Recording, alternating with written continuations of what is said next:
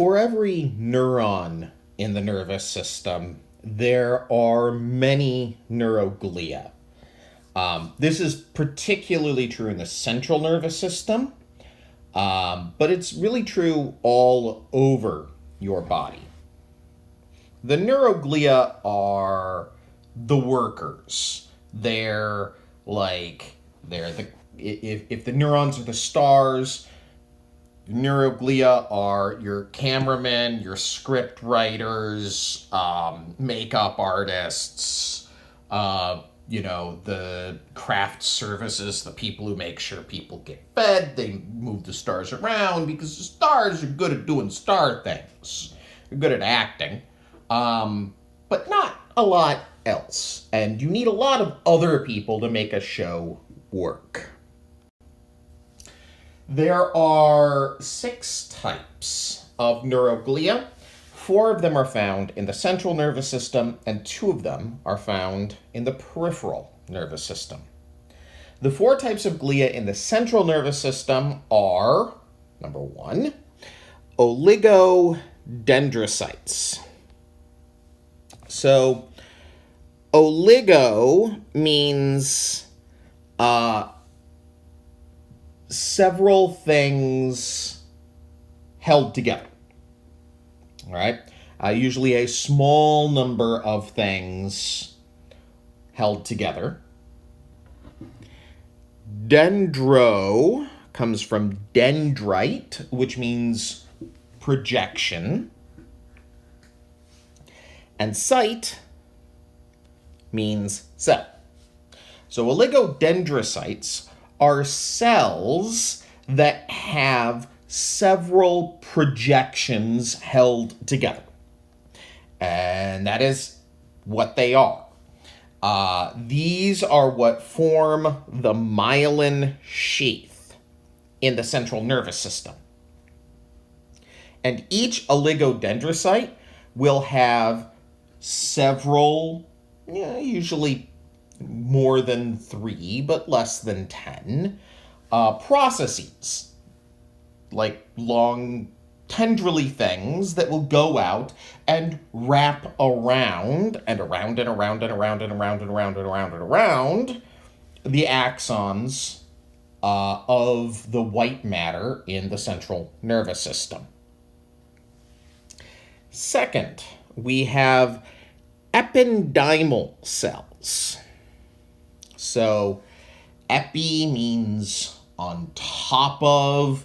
These are not technically epithelial cells because epithelial tissue is different. These are cells of nervous tissue, but these are what the nervous system uses instead of epithelial tissue.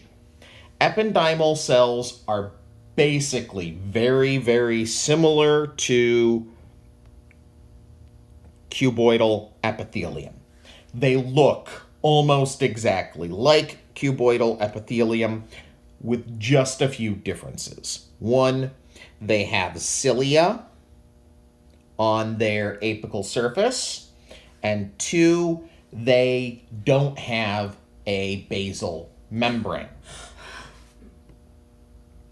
because they're not connected to connective tissue. They're a part of the brain or spinal cord. The job of these things, 1, is they line cavities, just like epithelial tissue does. And they have cellular junctions, and they make nice tight junctions with each other, and they keep things separate. So they line the cavities of the brain, they line the surfaces of the brain, and secondly, they secrete cerebrospinal fluid, which we've talked about before. These are the cells that make cerebrospinal fluid. They also reabsorb cerebrospinal fluid, and they circulate cerebrospinal fluid. That's the purpose of their cilia. The cilia are these little whip-like tail things that are going to all move in sort of the same direction. So you'll have, several cilia together here, and then they're all going to beat at the same time that direction, and that's going to move your cerebrospinal fluid along. And it keeps the cerebrospinal fluid circulating throughout the central nervous system. Down the spinal cord, back up the spinal cord, up and around the brain, and then back down the spinal cord again. Third, you have microglia. Microglia are basically the brain's immune system. They're actually derived from white blood cells, specifically monocytes, that detach and get into the brain and then live there for the rest of their lives. And they're small cells that are very macrophage-esque. And they do what macrophages do. So they clean up cell debris, bits of dead cells, protein conglomerations, any garbage or trash that happens to be around. They'll eat that, they'll digest it, recycle it.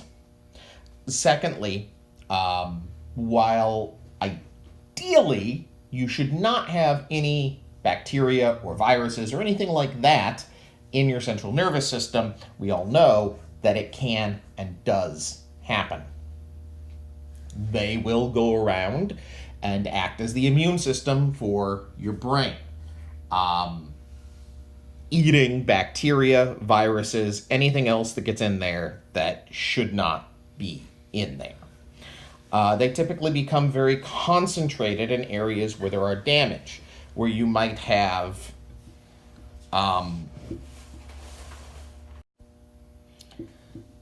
so in these areas of damage, you might have bits of dead cells, you might have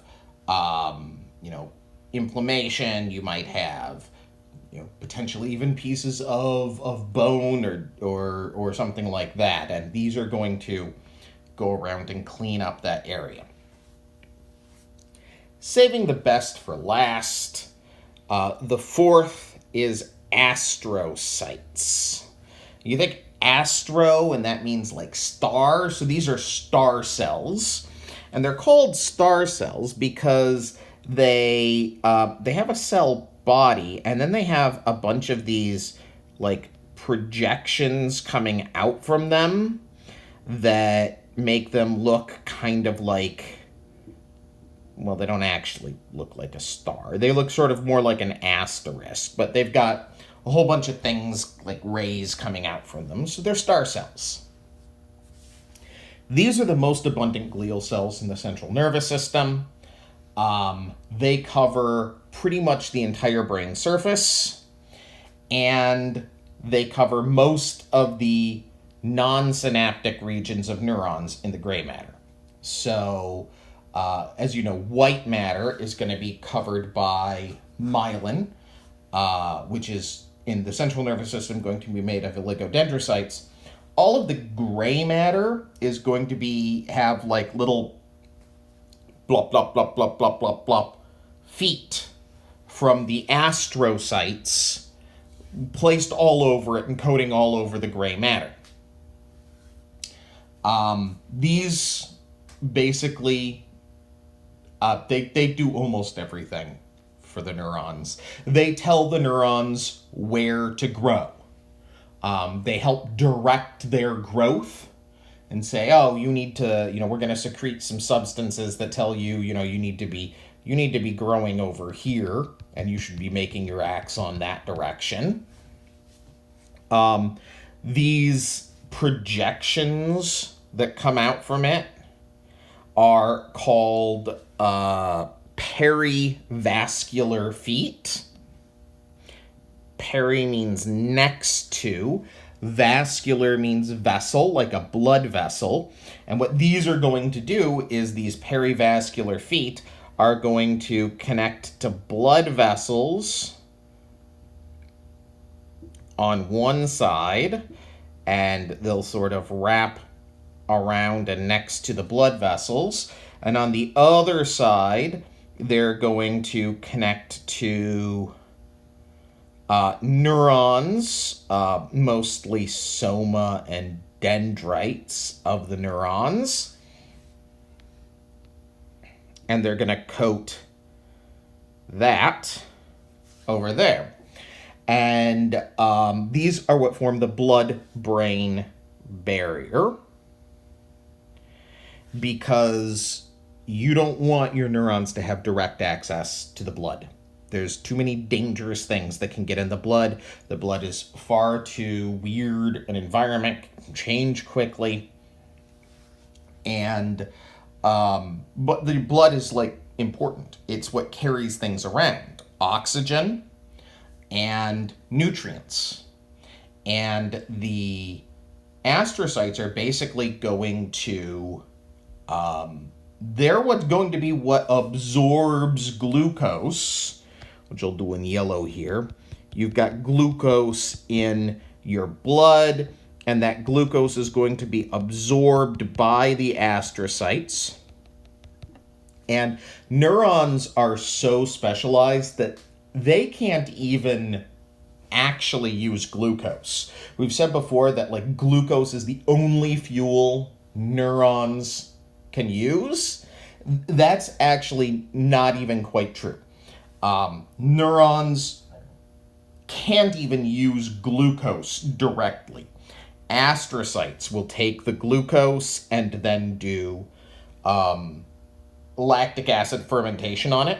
And that's where they get their energy from, is they do lactic acid fermentation.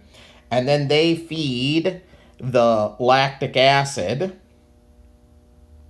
to the neurons. And the neurons take the lactic acid through the citric acid cycle and oxidative phosphorylation and all of that. Oxygen can just diffuse. So oxygen can just diffuse from the blood cells into the neuron by itself because it's hydrophobic. But glucose has to be processed through the astrocytes, which are basically going to pre-chew the food for neurons, like a mama bird does for her like little baby birds. It's basically going to chew up the food so it's all nice and easy to eat and feed that to the neurons. The astrocytes secrete nerve growth factors that tells the nerves where and when to grow. Astrocytes are electrically excitable, and they can communicate electrically with neurons, sort of stimulating them, usually not producing an action potential, but they can affect how the neurons regulate their genes. So they can put out special signaling molecules that are going to tell neurons, hey, you should have more of this type of neurotransmitter receptor. You should be making more or less of them. You should be making more of this type of neurotransmitter instead of that type of neurotransmitter. So they like basically tell the neurons what to do. When neurons are damaged, the astrocytes form a hardened shell of basically scar tissue called a sclerosis. And that scar tissue fills in the area because neurons, when they die, they don't come back. So you don't want to have big holes in your brain, and so the astrocytes will fill that with scar tissue. And the astrocytes regulate the chemical composition of the tissues. They absorb excess neurotransmitters.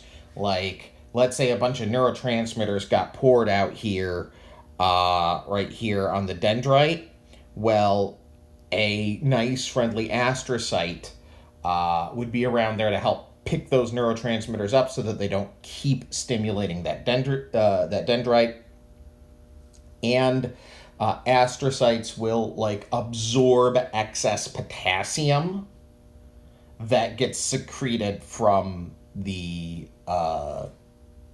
the neuron, because remember that whenever this neuron is going to be undergoing a action potential or local potential, which we'll talk about in a little bit, you're going to have sodium rush in and potassium rush out.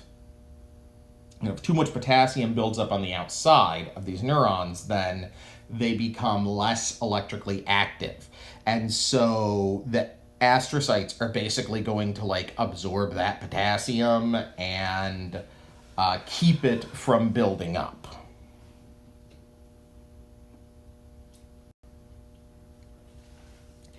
So here you can see a picture of all of the different glial cells of the central nervous system. Right here, you can see this is a neuron. This is a multipolar neuron. You can see because of the dendrites coming out of it. This is its axon right here. And you can see that wrapped around its axon is the myelination, right? And that's the node of Ron VA in between those myelination points. Each of these myelinations, you can follow back to this green ball that will have several, usually 4 projections coming off of it that go and make those myelinated internodes. This little green ball here, that's the oligodendrocyte creating the myelination. Down here, you can see these cells that look basically like cuboidal. They're right up next to each other, making a solid layer. Those are the ependymal cells, and they are, they would be ciliated on this side over here, because that's the side that they're secreting cerebrospinal fluid into. And they have no basal basement membrane, no basal lamina. What they do have is these projections going to the astrocytes over here, because they need to get material from the astrocytes to make cerebrospinal fluid. Here you can see the microglia, small, lots of little pseudopods coming out. These things float around and basically just groom all of the cells. They, pick up debris and they act as the immune system. And then you can see several of these astrocytes. These are the projections that they have that are going to be coding the soma, cell bodies, dendrites, as well as the nodes of Ron VA, where there's no myelination, and they're going to be, sucking up potassium and putting out acetate for the neuron to eat. And you can't really see a blood vessel here, but on the other side, they would be like forming the blood-brain barrier with, say, a capillary somewhere up around here.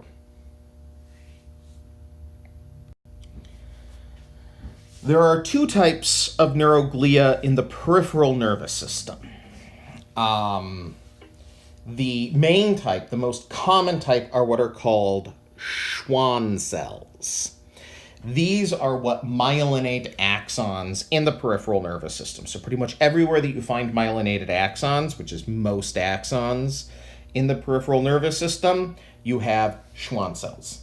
And each, unlike an oligodendrocyte, which might myelinate several different areas, each Schwann cell basically flattens out and wraps many, many, many, many, many times in a spiral, like this. So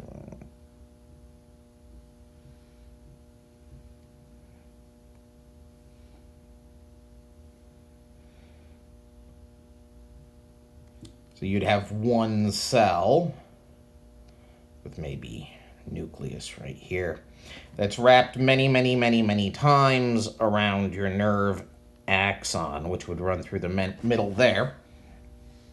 And that's what forms the myelin sheath. Schwann cells can also assist in the repair of damaged axons in the peripheral nervous system. Many of you may have heard that nerve damage can't be repaired. And that's sort of true and sort of not true. If a nerve cell dies, it doesn't come back. That nerve's dead. But just because you break a nerve's axon doesn't mean that the nerve body, the soma, dies. Let's say you got stabbed, and that stab broke some axons, right? You would either lose sensation if it's a sensory axon, or lose control if it's a motor axon, or possibly both to that area. But it was really just the axons that got damaged. The cell is still alive. So, as long as most of the Schwann cells are still alive, it can regrow the axon, and the Schwann cells will tell it where the axon is supposed to grow. It just has to find the Schwann cells that it grew through before, and they will basically give it a pathway to regrow an axon and reconnect. It can take a long time because you have to move all of the repair components slowly down the axon. And they move at a few millimeters a day. So it can take months to years to regenerate a nerve. But if those Schwann cells are still alive, you can theoretically regrow it and you can heal it.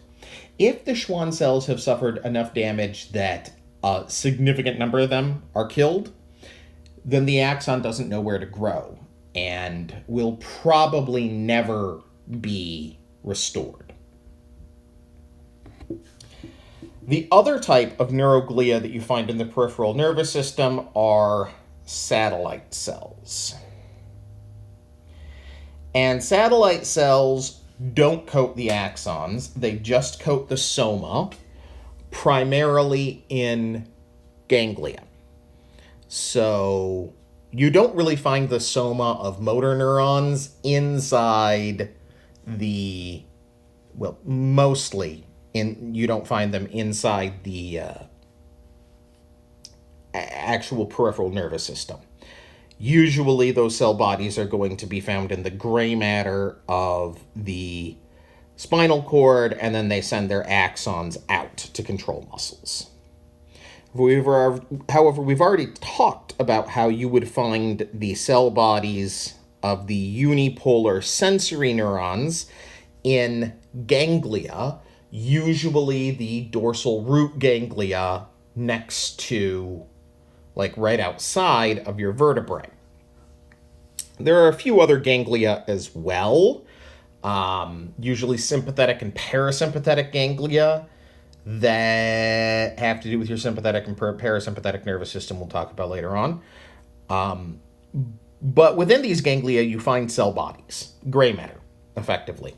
And surrounding those cell bodies, you have satellite cells, which look like little fried eggy sort of things that glom onto the outside of the cell, and they insulate the cell body so that it doesn't get accidentally stimulated by all of these other cell bodies that it's packed up next against. And they regulate the chemical environment. They clean and groom and help to feed and all of those things to the cell bodies in the ganglia. And those are the 6 types of neuroglia found in the nervous system.